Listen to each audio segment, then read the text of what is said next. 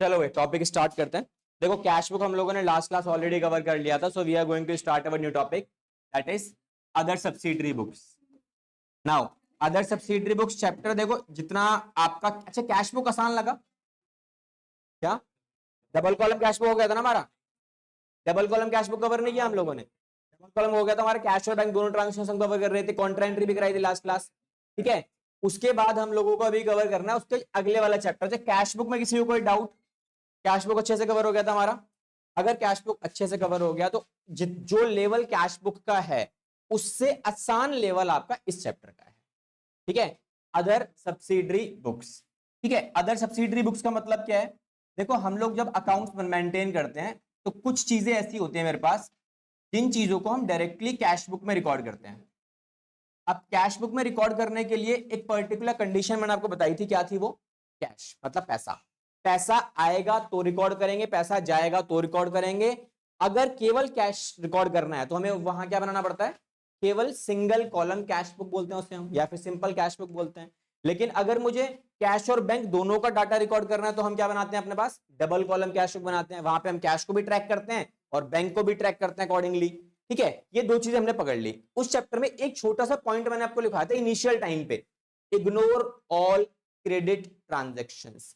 The reason is उन सारी transactions का डाटा रिकॉर्ड करने के लिए हमारे पास एक सेपरेट डाटा, एक सेपरेट चैप्टर अवेलेबल है, सेपरेट बुक्स ऑफ अकाउंट्स होते हैं हमारे पास। यहां पर हम उन सारी बुक्स ऑफ अकाउंट्स को रिकॉर्ड करते हैं जिसका नाम क्या है? Other subsidiary books.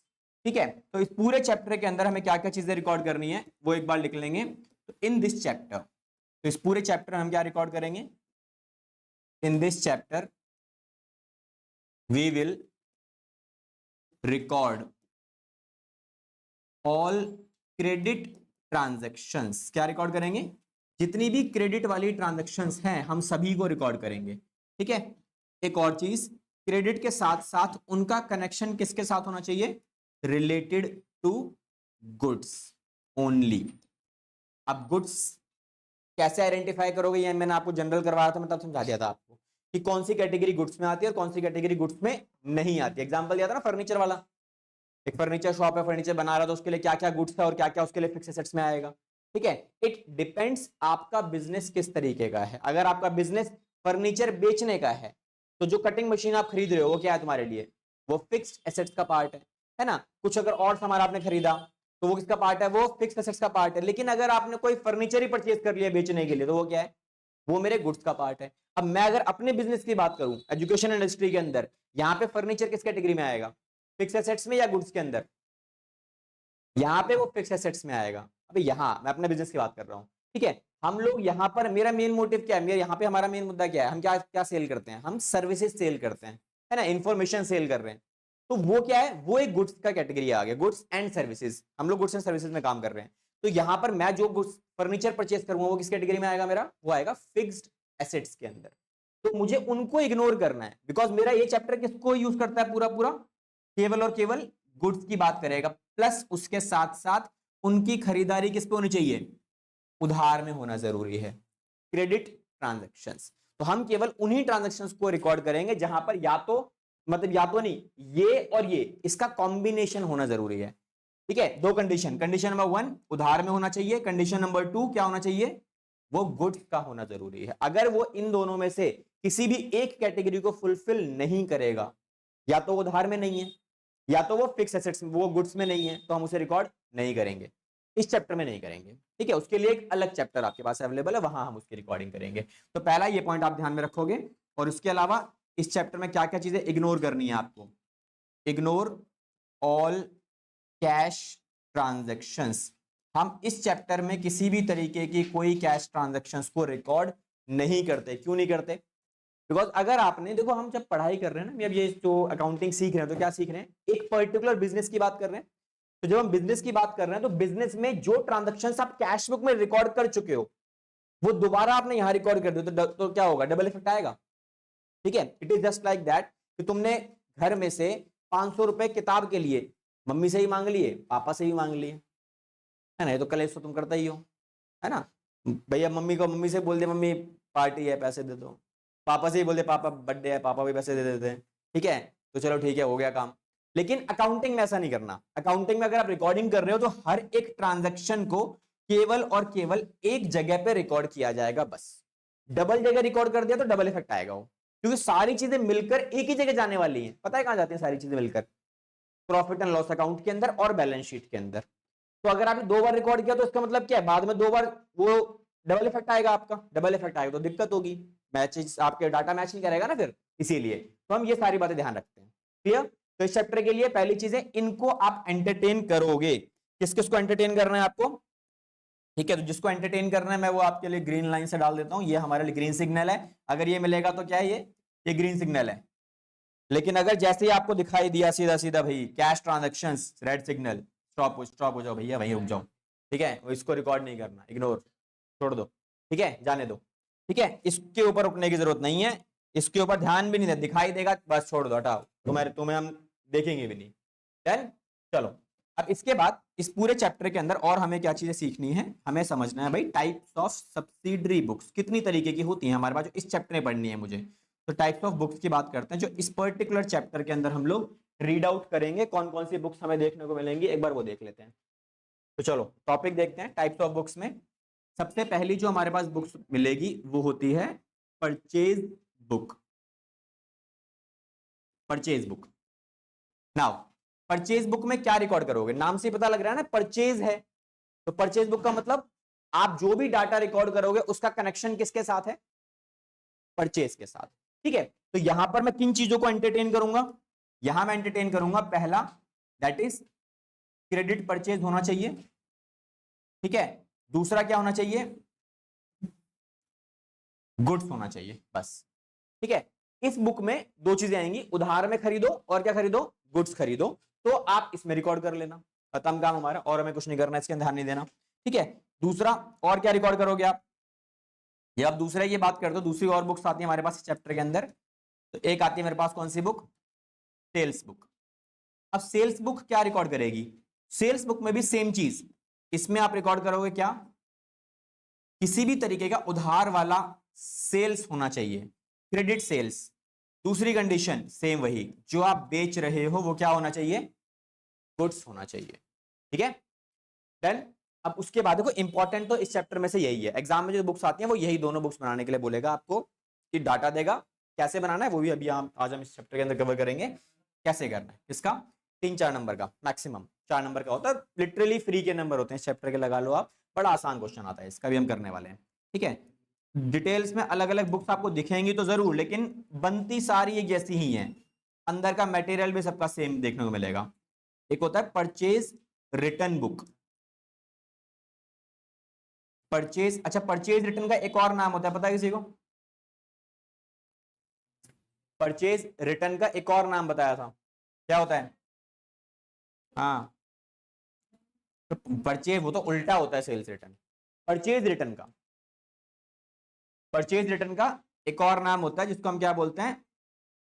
Return outward. ठीक है, याद नहीं होता, आई कैन अंडरस्टैंड दैट, क्योंकि बच्चों को ना कंफ्यूजन रहती है कि आउटवर्ड था या इनवर्ड था। रिटर्न तो याद रहता है, ये इनवर्ड और आउटवर्ड भूल जाते हैं, वो समझ में नहीं आता। ठीक है, तो देखो आउट से याद रखा करो। ठीक है, आउट का मतलब क्या होता है? सामान बाहर जाएगा, तो जो खरीदोगे वही तो वापस जाएगा, तो वही तो बाहर हुआ। इनका मतलब क्या होता है? अंदर आ रहा है, तो रिटर्न मतलब अंदर आ रही है, तो रिटर्न अंदर कौन सी वाली आएगी? जो आप बेचोगे, पास्ट में सेल किया गया होगा, अब वो कस्टमर वापस भेज रहा है मुझे, तो क्या हो गया? रिटर्न इनवर्ड हो जाता है, उसे हम क्या बोलते हैं? Sales return. तो यहां पर भी क्या होना चाहिए? यहां पर भी आपका रिटर्न होना जरूरी है, लेकिन कौन सी वाली? क्रेडिट परचेज में जो आपने सामान बेचा था वो रिटर्न आना जरूरी है। ठीक है, उसके अलावा जो वापस आएगा उसका कनेक्शन किसके साथ होना चाहिए? गुड्स के साथ। ठीक है, सेम सिनेरियो बनेंगे आपके पास जो आपके लिए ऊपर बने थे। चलो अब इसके अंदर दोबारा से आ जाओ, दोबारा इसके अंदर क्या क्या चीजें मेंटेन करनी है तुम्हें? भाई कुछ गुस्सा हो रहा है। ठीक है, आ जाओ। नेक्स्ट क्या होती है हमारे पास? एक और बुक आती है इसके अंदर, दैट इज इसका जस्ट उल्टा, that is sales return book. देखो उतना उतना कनेक्शन करवा रहा हूं जितना जितना जरूरी है तुम्हारे लिए, और इसी का दूसरा नाम भी लिख लेते हैं, दैट इज रिटर्न इनवर्ड। ठीक है, अब इसमें क्या क्या चीजें कनेक्शन अवेलेबल होना चाहिए? आपका जो सामान वापस आएगा that should be a credit sales return, और दूसरा जो वापस आएगा वो क्या होना चाहिए, गुड्स। ठीक है, डन। तो ये हमारा टाइप्स ऑफ बुक्स, इसमें से जो ज्यादा इंपॉर्टेंट है फॉर द एग्जामिनेशन वो ये वाली है। ठीक है, इन्हीं का क्वेश्चन एग्जाम में आपको ज्यादातर देखने को मिलेगा। ठीक है, इंपॉर्टेंट सेक्शन जो आपके पास है इस चैप्टर से वो यही वाला है, सबसे ज्यादा इंपॉर्टेंट। बाकी इस चैप्टर से मैक्सिमम टाइम देखा गया थ्योरेटिकल में एमसीक्यू के क्वेश्चन थोड़े ज्यादा बनते हैं, तो जब इसका टेस्ट वगैरह लूंगा तो एमसीक्यू अच्छे से एक बार प्रिपेयर कर लेना सारे के सारे, केवल एमसीक्यू का टेस्ट हो जाएगा, प्लस थोड़े बहुत इसके जो एमसीक्यू के साथ साथ प्रैक्टिकल जो क्वेश्चन बनते हैं वो एक बार देख लेंगे। ठीक है, अच्छी बात नहीं आ रहा तो काफी हमारे पास टाइम अवेलेबल है इसके लिए, तो वो देख लेंगे। ठीक है, इसके बाद हम सीधा चलेंगे प्रैक्टिकल पार्ट के ऊपर। ये बन गया सबका, चलो अब आ जाओ सीधा, एक बार लिख लो सारे, फिर उसके बाद सीधा चलते हैं प्रैक्टिकल सेक्शन में। इसका प्रैक्टिकल क्वेश्चन अगर एग्जाम में आता है, जो कि मिलेगा ही मिलेगा आपको, एक क्वेश्चन जरूर मिलेगा इस चैप्टर से, 3 नंबर का आएगा या फिर 4 नंबर का आएगा, बट आएगा जरूर। ठीक है, बड़ा क्वेश्चन भी बन सकता है, 6 नंबर में भी आ सकता है, तो बहुत अच्छी बात है, फिर तो बल्ले बल्ले। ठीक है, फिर तो कोई दिक्कत ही नहीं है। तो अगर वैसा क्वेश्चन भी आएगा तो भी चांसेस बड़े हाई है इस चैप्टर से। हाँ, कैश बुक से अगर आपके पास हाफ ईयरली में जो क्वेश्चन आएगा वो क्वेश्चन आपका बनेगा सीधा डबल एंट्री का। ठीक है, डबल कॉलम वाली जो कैश बुक है उसका क्वेश्चन बनता है, सिंगल कॉलम कैश बुक आपका कैश बुक में से नहीं आता, बहुत रेयर चांस है, बहुत ज्यादा। ठीक है, हाँ जी, सेम सेम नहीं, डबल एंट्री मिलेगा आपको, डबल कॉलम कैश बुक ही आता है। 90-95% चांस होते हैं कि डबल कॉलम ही आपको देखने को मिलेगा, सिंगल कॉलम कैश बुक देखने को एग्जाम में नहीं मिलता। ठीक है, कहीं से भी आ सकता है, देखो क्वेश्चन कहीं से भी पूछा जाए, आपको अगर बेसिक्स क्लियर है ना तो आप सारे क्वेश्चन कर लोगे, कोई दिक्कत है। ठीक है, जब छोटे थे तब बच्चे पूछते थे मुझसे, मैडम टेबल कौन से आएंगे एग्जाम में, मैंने बता दिया बेटा 5 से लेके 10 तक याद रखना, इतने में से पूछे जाएंगे। तो हम क्या कर रट्टा मार रहे थे, 2 से लेके 10 तक। ठीक है, बट अभी अगर हमसे कोई पूछे कि बेटा टेबल याद करके आना, कल मतलब आपका राइटिंग में टेस्ट है, तो आप पूछोगे मैडम क्या दिक्कत है, 99 तक भी 99 का टेबल पूछ लेना, 98 का क्वेश्चन टेबल पूछ लेना एग्जाम में, कोई दिक्कत ही नहीं है। Reason, you know the basics behind the multiplication, है ना। आपका कैश बुक का अगर बेसिक्स क्लियर है, फिर क्वेश्चन बुक से आए आसमान से आए कहीं से भी आ जाए, क्या फर्क पड़ रहा है, आपका बेसिक्स क्लियर है ना, दैट्स इट, हो गया काम। ठीक है, आपको बस दिमाग लगाना, लॉजिक लगाना है, पैसा आएगा तो डेबिट डालो, जाएगा तो क्रेडिट डाल दो, खत्म बात। कॉन्ट्रा एंट्री में बस थोड़ा सा ज्यादा अच्छे से कमांड बना लेना, उसके मैंने डीएपी शॉर्टकट सिखाया था आपको लास्ट क्लास में, डीएपी फॉलो करना होता है, डेट अमाउंट पर्टिकुलर्स, और जब लिख दो तो एलएफ वाले कॉलम में सी चिपका देना, आइडेंटिफिकेशन भैया ये कॉन्ट्रा एंट्री चेक कर लेना, हो गया हमारा काम, भाग्य तो कुछ है ही नहीं उनके अंदर। ठीक है, जहां आपको ट्रांजैक्शन का मतलब ना समझ में आए उतनी हेल्प मैडम से ले लेना। ठीक है, सरकारी स्कूल में तो वैसे ही पेपर जो एग्जाम में आता है वो शायद हिंदी इंग्लिश दोनों में मिक्स आता है, तो वहां तो वैसे भी दिक्कत नहीं है। ठीक है, उसके अलावा भी ना समझे फिर मैडम से पूछे, मैडम इसका मतलब समझा दो, बस आंसर नहीं चाहिए हमें, आंसर हम निकाल लेंगे खुद ही। ठीक है, हिंदी परिवर्तन बता दो बस। ठीक है जी, चलो ये हो गया सबका। हाँ जी, हाँ चैप्टर 6 किया था जनरल, अच्छा वो ऑनलाइन से, हाँ कर ले कोई 11th से, 11th क्लास की सबसे बड़ी ब्यूटी यही है, किसी भी चैप्टर का किसी भी चैप्टर के साथ कोई लिंक अप नहीं है आपका। आपने कैश बुक पढ़ा, आप कैश बुक के बाद जनरल पढ़ लो, जनरल पढ़ने से पहले लेकिन ना वो पढ़ लियो rules of debit and credit, थोड़ा सा वो ज्यादा अच्छा चैप्टर है, वो पहले पढ़ना पड़ेगा आपको, 6 चैप्टर है, पढ़ लिया ना, हाँ फिर उसके बाद जनरल पे आ जा सीधा, तो कोई दिक्कत नहीं हो जाएगा। ठीक है, चलो भाई ये हो गया। अब आ जाओ सीधा फॉर्मेट के ऊपर। देखो जब हम बात करते हैं इस चैप्टर के फॉर्मेट में, तो इस चैप्टर के लिए जितनी भी सब्सिडरी बुक्स, 4 लिखवाई मैंने आपको, purchase book, cell book, purchase return, cell return, सबके अंदर कोई चेंजेस नहीं है, सब एक ही तरीके से बनाए जाते हैं, डाटा सब में एक ही तरीके का फ्रेम होगा, अलग अलग नहीं। जैसे कैश बुक में अलग अलग थी ना, डबल कॉलम का फॉर्मेट अलग है, सिंगल कॉलम का फॉर्मेट अलग है, यहां पर भी टाइप्स ऑफ बुक्स 4 दिखाई मैंने आपको, लेकिन चारों का फॉर्मेट सेम है, अच्छी बात ही है हमारे लिए। ठीक है, तो फॉर्मेट किस तरीके से बनेगा आपको, तो फॉर्मेट थोड़ा सा बड़ा, एक बार फॉर्मेट देख लेना पहले, उसके बाद चिपकाना, पता लगे पहले चिपकाना शुरू कर दो, किन किन बातों का ध्यान रखना होता है फॉर्मेट बनाते टाइम, ये भी समझाया था मैंने आपको। ठीक है, तो कुछ कुछ बातें हैं जो आपको पता होनी चाहिए जब आप फॉर्मेट बना रहे हो, जितना अच्छा फॉर्मेट दिखाई देगा उतना अच्छा मार्क्स मिलेगा।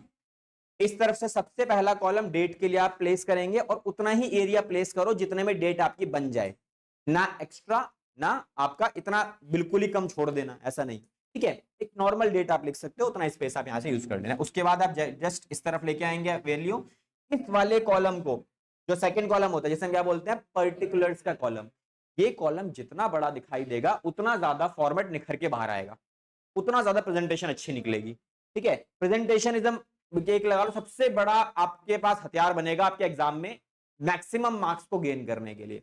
आपका प्रेजेंटेशन जितना बढ़िया दिखाई देगा ना, उतना बढ़िया आपका सॉल्यूशन बाहर निकल के दिखाई देगा, है ना। कहते हैं ना वो पार्टी के अंदर एक बंदा बिल्कुल ही कहता है वो मैन ऑफ द मैच बन के घूम रहा है, क्यों भाई, सारे बंदे उसी पर नजर मार के बैठे, क्यों, उसका ड्रेसिंग सेंस भाई साहब अल्टीमेट है, तरीके से पहने हुए कपड़े, ठीक है, चाहे वो लड़की हो चाहे वो लड़का हो, कोई भी उससे फर्क नहीं पड़ता। क्यों क्यों ऐसा होता है, बिकॉज कपड़े उसके उस तरीके से डिजाइन कर रखे हैं, उस तरीके के कपड़े पहन रखे हैं उसने, प्रेजेंटेशन यही तो है खेल, और कुछ थोड़ी है। वरना घर पे वो घर के ड्रेस में देख लो एक बार, भाई साहब भूतनी से कम ना नजर आए वो। ठीक है, तो प्रेजेंटेशन का सारा खेल है और कोई खेल नहीं है भैया, जितना प्रेजेंटेशन बढ़िया है उतना बढ़िया दिखेगा। चलो जी, देन अब देखो इसके बाद ये दो कॉलम आप बनाओगे just for the formality purpose. In column का क्या काम है, इस कॉलम में आप लिखोगे इनवॉइस नंबर, इस कॉलम में लिखोगे आप एलएफ। ये इनवॉइस नंबर और एलएफ इस चैप्टर में किसी काम के नहीं है, बस फॉर्मेलिटी के लिए आप यहाँ डिटेल में डाल दो, खत्म बात। ठीक है, उसके बाद आप यहां मेंशन करेंगे क्या, डिटेल्स, बिकॉज जब भी आप सामान खरीद रहे हो तो परचेजिंग करते टाइम ना आप एक बिल पे काफी सारा माल खरीदते हो, होता है ऐसा, एक आइटम खरीदे तो कोई दिक्कत ही नहीं है, लेकिन अगर एक ही बिल पे 2-3 आइटम खरीदे हुए हैं तो उन सबकी वैल्यूज डिटेल वाले कॉलम में डालनी पड़ेगी, फिर टोटल करना पड़ेगा, देन वैल्यू बाहर डालनी पड़ेगी। वो कैसे होता है वो बाद में देखेंगे। ठीक है, ये हो गया। ये सब डालने के बाद एक कॉलम आएगा कॉस्ट, उसके बाद अगर अगर क्वेश्चन में कुछ अदर चार्जेस है मेरे पास, अदर चार्जेस जो कि क्वेश्चन में पढ़ के आपको पता लग जाएगा तो डाल देना, नहीं है तो सीधा टोटल वाले कॉलम को बना के हम इसे बैलेंस कर देते हैं। तो this is the format of this particular book. ठीक है, नाउ लिसन अप, इस वाले फॉर्मेट के अंदर ये वाले दोनों कॉलम एलिमिनेट हो जाते हैं अगर किसी भी तरीके का कोई भी अदर चार्जेस नहीं दिया हुआ तो। ठीक है, अब ये कॉलम कब बनाने हैं कब नहीं बनाने हैं उसके लिए आपको क्वेश्चन पढ़ना पड़ेगा। जब क्वेश्चन आप पढ़ोगे तब जाके आपको मिलेगा कि उसमें क्या परचेज करते टाइम कुछ अदर चार्जेस हैं, like packing charges, freight charges, ऐसा कोई अलग से खर्चा है किसी पर्टिकुलर ट्रांजैक्शन के अंदर, अगर है तब ये बनेंगे, अदरवाइज बनेंगे ही नहीं। सीधा डिटेल के बाद आप कहां पहुंच जाओगे, टोटल में, और हमारा फॉर्मेट कंप्लीट हो जाता है। ठीक है, तो दिस इज द फॉर्मेट जिसको आप प्रिपेयर करोगे इस पर्टिकुलर चैप्टर के अंदर। और जीएसटी वाले करवाए क्वेश्चंस मैडम ने इस चैप्टर के अंदर, क्योंकि जीएसटी का आ जाता, जीएसटी को एक कॉलम अलग से खुलते हैं फिर उसके अंदर।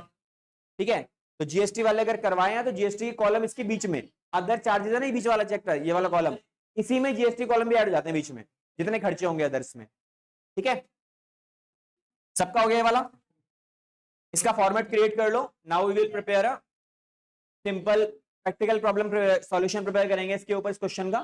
ठीक है, एक क्वेश्चन देखेंगे तो हमारे प्रैक्टिकल्स में। चलो भाई देखो, अभी इस चैप्टर के अंदर आपको भी बताया था अदर चार्जेस वगैरह कैसे आप आइडेंटिफाई करोगे क्वेश्चंस के अंदर। तो देखो पहला क्वेश्चन आपके पास गिवन है, इसमें कहीं पे देखो किसी भी ट्रांजैक्शन में आपने क्या क्या खरीदा वो क्वेश्चन आपको बताएगा। इसमें क्या खरीदा, 100 बैग आईटीसी व्हीट आटा, 50 बैग राइस खरीदे हैं बासमती, अलग अलग चीजें दे रखी है क्या क्या खरीदा। देखो ये आइटम का डिटेल दिया हुआ है जो खरीदा गया है। ठीक है, अब अदर चार्जेस के बारे में अगर बात की जाए तो देखो कहाँ कैसे मिलेगा आपको, देखो यहां दिख रहा है, ये रहा, वीडियोकॉन इंडिया लिमिटेड से सामान खरीदा गया, 30 कलर टीवी खरीदे, 15,000 का एक है जिसमें ट्रेड डिस्काउंट लगाया, आगे लिखा है प्लस फ्रेट चार्जेस। ये क्या है, ये एक्स्ट्रा एक्सपेंस है। तो अगर ऐसा कुछ डाटा आपको मिलेगा, जैसे देखो यहां भी मिला मेरे को और ये भी मिला मुझे, तो ये दोनों खर्चों को रिकॉर्ड करने के लिए मुझे क्या करना पड़ेगा, एक एक्स्ट्रा कॉलम क्रिएट करना पड़ेगा जिसके साथ एक कॉलम फ्री मिलेगा आपको। कौन सा कॉलम, ये वाला, ये कॉलम फ्री आता है इसके साथ, कॉस्ट वाला, क्योंकि आपका सामान जो है आपको पता होना चाहिए ना एग्जैक्टली कितने का है। लेट्स सपोज आपने सामान खरीदा, सामान में आपका टोटल बिल बना 1,60,000 का, और दुकानदार अदर खर्चे, फ्रेट, रेडी वाला बोल रहा है भाई 2,000 मेरे को भी लगेंगे, मैंने कहा ठीक है भाई 2,000 रुपए उसके अलग से लगा लिए मैंने। तो अगर मुझे टोटल में रिकॉर्ड करना है तो टोटल खर्चा कितना पड़ा मेरा इसके लिए, 162 का।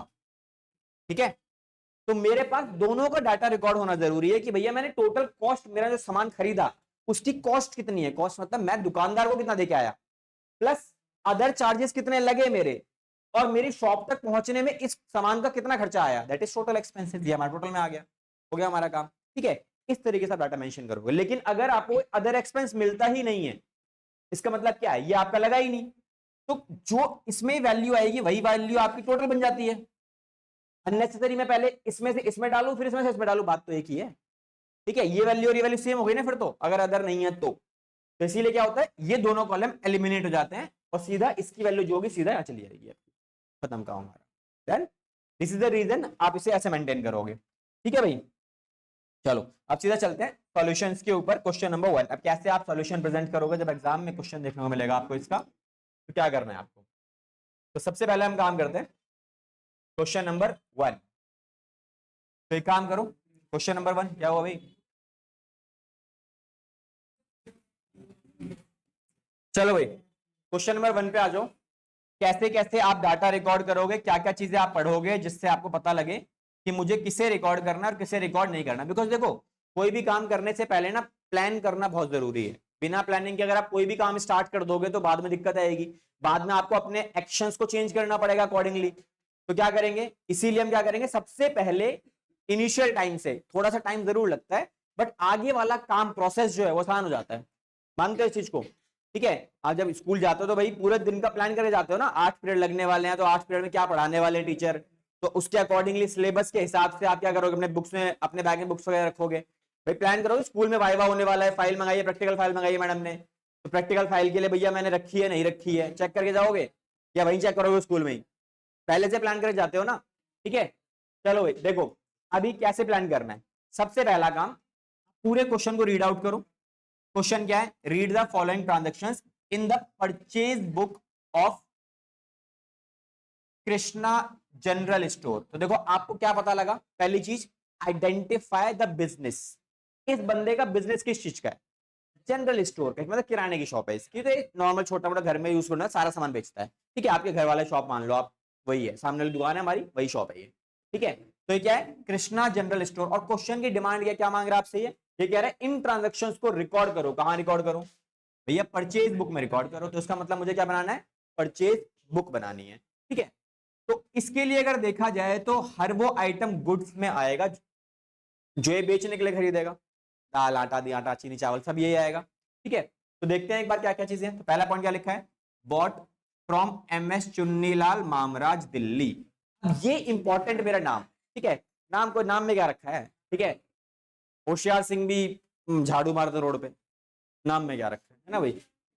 चलो देखो, बॉट फ्रॉम, इस दुकानदार से मैंने क्या सामान परचेस किया। अब देखो कहीं पर भी कैश मेंशन है नहीं, दैट मींस ये उधार ट्रांजैक्शन है। पहली कंडीशन सेटिस्फाई हुई, उधार होना चाहिए। दूसरी कंडीशन क्या है कि भैया माल होना चाहिए, मतलब गुड्स होना चाहिए। अब ये गुड्स में आता है मेरा, ये गुड्स में आएगा इस दुकान के लिए। ये क्या है, 100 बैग ऑफ ITC व्हीट आटा, ये इसके लिए क्या है, गुड्स का पार्ट है। तो मतलब सेकंड कंडीशन भी सेटिस्फाइड है, दोनों कंडीशन सेटिस्फाइड, मतलब मेरे को इसे अपनी परचेज बुक में जगह देनी पड़ेगी, तो दे देंगे। अगला point, bought from MS Kanodia oil mill Delhi. अब इससे मैंने क्या खरीदा है, ऑयल वगैरह, ऑयल मिल्स वगैरह सामान खरीद, क्योंकि होलसेल में सामान मंगाना ना, तब होलसेल में कहां से मंगाओगे, जहां प्रोडक्शन हो रहा है वहीं से मंगाओगे सीधा। तो इसने क्या किया, सीधा फैक्ट्री सामान मंगा लिया। क्या मंगाया, चार्लेस्टिन ऑयल और चार्लेस्टिन वनस्पति ऑयल। तो ये दोनों भी केस में आएंगे, ये भी गुड्स में आते हैं।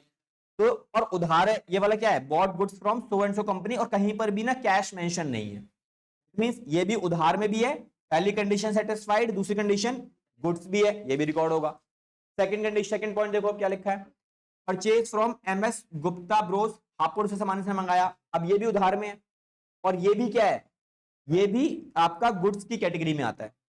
सेटिस्फाइड सेकंड कंडीशन में, इसका मतलब क्या है, हमें तीनों ट्रांजैक्शंस को बुक्स ऑफ अकाउंट्स में रिकॉर्ड करना है।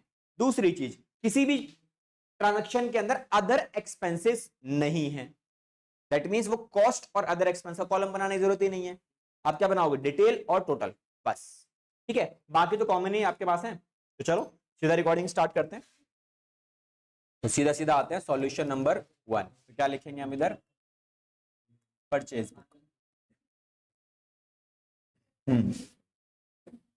परचेज बुक का पहला कॉलम डेट का, ये वाला कॉलम जितना बड़ा बना सको उतना बड़ा क्रिएट करना है आपको। ठीक है, देन उसके बाद invoice number just for the formality purpose, then उसके बाद ये, and last detail and total. तो ये हमारा कॉलम हो गया total, details, LF, invoice number and then date and then particular. चलो भाई हो गया। अब एक काम करते हैं, डाटा मेंशन करते हैं, हो गया हमारे पास।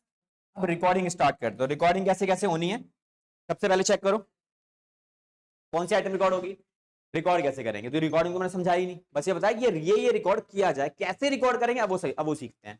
कैसे रिकॉर्ड करेंगे, सबसे पहला काम क्या करोगे आप, किससे सामान खरीदा और किस डेट पे खरीदा। तो पहली डेट मेरे पास क्या है, 2025 में आप यहां रिकॉर्ड करेंगे 1 मई को, ठीक है। उस कंपनी का नाम लिखेंगे पूरा जिससे सामान खरीदा गया है, फुल नेम पूरा यहां लिखेंगे प्रॉपरली, MS चुन्नीलाल मामराज, ठीक है जी, MS चुन्नीलाल मामराज, मामराज ही है ना भाई, आ गया प्रॉपर कंप्लीट नेम। हो गया हमारा काम, ठीक है। पहला पार्ट क्या है, पूरा नाम लिखो जो भी सामान खरीदा गया है। अब उसके बाद उसकी डिटेल मेंशन करनी है। तो आपने क्या सामान खरीदा उसके बारे में लिखो। अब तो क्या खरीदा है मैंने उससे, क्या लिखेंगे, 100 बैग्स ऑफ आटा, ठीक है। अब कितने का सामान है, @530 ईच। तो टोटल कितना वैल्यू बना, 100 बैग खरीदे, 530 का एक बैग है। सब्जेक्ट शाम को भी बुला लो 8 बजे, 8 बजे क्वेश्चन चल रहा है, आता हूं थोड़ी देर में, ठीक है। अब इसके बाद अगला पॉइंट क्या है, 50 बैग राइस है, यहां लिखेंगे 50 बैग्स ऑफ राइस। अब ये कितने का है, एक @500 ईच, ठीक है। देखो 500 इंटू में 50,000 कितनी वैल्यू आती है, 25,000, दो ही अमाउंट है ना। अब इनको प्लस करके टोटल नीचे, बिकॉज अब टोटल वैल्यू पे डिस्काउंट मिलेगा ना। टोटल माल कितने का बना आपका, ये वाला, ये माल बना 78,000 का, ठीक है। अब इसके ऊपर पहले डिस्काउंट कटेगा फिर वैल्यू बनेगी ना बाहर। तो क्या करोगे आप, माइनस ट्रेड डिस्काउंट, कितना है 10%। तो वैल्यू कितनी आती है 7800 माइनस करके फाइनल वैल्यू सीधा बाहर डाल देना, ठीक है। कितनी आ रही है 72200, ठीक है जी। डन, कुछ नहीं किया, जितना सामान खरीदा उसकी डिटेल लिखी, मल्टीप्लाई करके सीधा बाहर। दूसरा 50 बैग, 500 का एक, 50 इंटू 500 25,000, दोनों प्लस करके वैल्यू इतनी बनी। इतने पे डिस्काउंट मिलेगा, कितना मिलेगा डिस्काउंट, क्वेश्चन ने बोला 10% का डिस्काउंट है, ट्रेड डिस्काउंट। तो ट्रेड डिस्काउंट माइनस कर दी वैल्यू, माइनस करके फाइनल वैल्यू बाहर आ गई। डन। अब ऐसे ही जैसे आपका ये हो गया, ठीक है। अच्छा एक और चीज करो इसके अंदर, अभी इसको यहां मत लिखो, थोड़ा सा प्रेजेंटेशन और ठीक करते हैं, इसको यहां लिख लो, फिर जो वैल्यू आएगी उसे बाहर लिख लो उठा के, ठीक है। दो बार एक बैग, इसका तो टोटल हो गया, इसी को बाहर डाल दो और उसके बाद इसके आगे लिख दो टोटल। अब प्रेजेंटेशन को ठीक करने के लिए इस वाले कॉलम में एक ट्रांजैक्शन कंप्लीट होते ही लाइन डाल देंगे, जैसा जनरल में करते थे हम, ठीक है। ऐसे ही बाकी भी ट्रांजैक्शन रिकॉर्ड करो। नेक्स्ट पॉइंट एक बार देखो, नेक्स्ट पॉइंट में क्या करना है, सेम काम दोबारा रिकॉर्ड करेंगे। पहला काम क्या करना है, एक बार चेक करते हैं किससे सामान खरीदा, क्या नाम है इसका, MS कनोडिया ऑयल मिल्स, ठीक है। तो डेट क्या हमारे पास है इसके अंदर, 3 मई। यहां लिखेंगे पहले उसका नाम पूरा, MS कनोडिया ऑयल मिल्स। अब ये कहां पर है, ये भी दिल्ली में, ठीक है भाई। लो जी, अब क्या खरीदा इससे हमने, उसका डिटेल मेंशन करो, क्या खरीदा है, 50 tin oil 1500 each, 40 tin oils, 40 tin oils @rupees कितने का 1500 ईच, कितने वैल्यू आएगी, फाइनल अमाउंट 60,000 रुपए, ठीक है। उसके बाद 20 टिन्स वनस्पति ऑयल, क्या 72 में आता, 7200 ये, अच्छा कोई बात नहीं, ठीक कर लेते हैं, 70,000 200, ठीक है। चलो ये लो 10। अच्छा इसमें आ जाओ आप नीचे, क्या एट द रेट कितने रुपए का एक है, एक वैल्यू है 900, 900 ईच, फाइनल वैल्यू 18,000। देखो इस वाले में भी ट्रेड डिस्काउंट है, तो पहले टोटल करके वैल्यू नीचे लिखो 78,000, देन उसके बाद इसमें से ट्रेड डिस्काउंट क्वेश्चन ने बोला है, बस 5 मिनट, 5 मिनट, ठीक है। कितना अमाउंट आएगा, अब इसका 5% कैसे निकालोगे, 5% पहले 10 निकाल के उसका हाफ करेंगे, कितनी वैल्यू आती है 3900, माइनस करेंगे 74,100, टोटल करके फाइनल वैल्यू बाहर, ठीक है। चलो अब आ जाओ, टोटल करने के बाद थोड़ा सा एक्सटेंड करेंगे सो दैट हमें एक ट्रांजेक्शन को भी और रिकॉर्ड करना है। डन। अब उसके बाद ये क्या है मेरे पास टोटल, नाउ इसे ब्लॉक कर देंगे क्योंकि हमारी 2 ट्रांजेक्शन खत्म हो गई अभी, फिर तीसरी की रिकॉर्डिंग। अब तीसरी वैल्यू को रिकॉर्ड कहां करना है, डेट क्या है 4 मई, क्या नाम है इनका, MS Gupta Bros Hapur, MS Gupta Bros, और ये हापुड़ से है, ठीक है जी। अब इसमें क्या खरीदा इससे मैंने, तो पहले आप चेक करेंगे क्या खरीदा हमने इससे, हमने इससे खरीदा है 25 bag grams,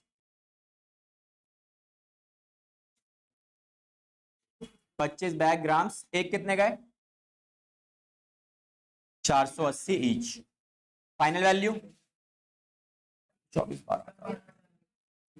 12,000। Next item 40 bag खरीदे हैं ओट्स के at the rate 25 each, total amount 1,000, final total मिलाकर 13,000। अब इसमें से ट्रेड डिस्काउंट माइनस करेंगे, ट्रेड डिस्काउंट 5% के हिसाब से 650 माइनस करके फाइनल वैल्यू 12,350। चलो देखो अभी तक आपने क्या कर लिया, आपने सारी ट्रांजेक्शन से रिकॉर्ड कर दिया, नाउ व्हाट, इसके बाद क्या करना है भी आपको, ठीक है। तो इसके बाद एक और काम करना पड़ेगा, छोटा सा काम है, दैट इज इन सार इसको एक्सटेंड करके, अब ऊपर की 4 वैल्यू आ रही है तुम्हारे पास, कितनी 3 आ रही है ना वैल्यू, 1 2 और 3, तीनों को उठा के प्लस करके टोटल यहां जो आएगा आपका उसे वहां मेंशन करो और हमारा काम खत्म, ठीक है। ये आएगी 156,650, इस फाइनल वैल्यू को आप ट्रांसफर करोगे उस अकाउंट में जिसका बुक है, कौन सी बुक बना रहे हो आप, ये परचेज बुक, तो ये वैल्यू कहां ट्रांसफर होगी मेरी परचेज अकाउंट में, ठीक है। तो ये अकाउंट ही बनाना है मुझे, सारे सारे ट्रायल बैलेंस अकाउंट्स के बैलेंस के हिसाब से बनता है, ना कि बुक्स के बैलेंस के हिसाब से, ठीक है। तो ये हमारा ट्रांजैक्शंस का कॉलम खत्म और हमारा ये सब कुछ खत्म हो गया, बुक जो बनाने के क्वेश्चन ने बोली थी वो हमारी बुक कंप्लीट है। ऑन द सेम नोट आपको अलग अलग बुक्स प्रिपेयर करनी पड़ेंगी, तो for your homework question number 2 and question number 3, ठीक है। या फिर एक काम करना है, क्वेश्चन नंबर 2 मेंशन करना जिससे परचेज बुक बनेगी आपकी, और उसके अलावा क्वेश्चन नंबर 3 मत करना, क्वेश्चन नंबर 4 मेंशन करना जिसमें क्या बनेगा सेल्स बुक, काम सेम है, किसको बेचा क्या बेचा वो लिखो, अगर कैश में बेचा रिकॉर्ड मत करो, सामान बेचा गुड्स होना चाहिए, फिक्स्ड एसेट्स बेचा नहीं रिकॉर्ड होगा, ठीक है। क्यों